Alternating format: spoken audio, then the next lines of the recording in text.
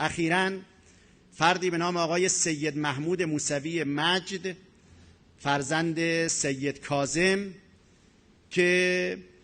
هم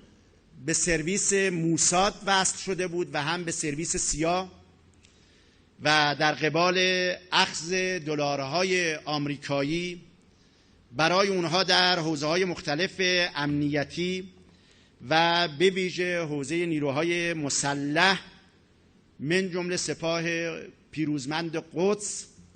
و همچنین محل استقرار و ترددهای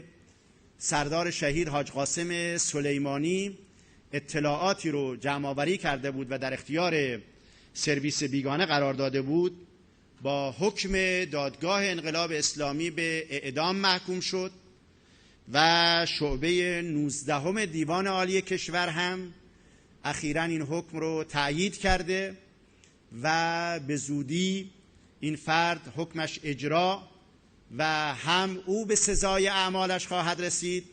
و هم اربابان او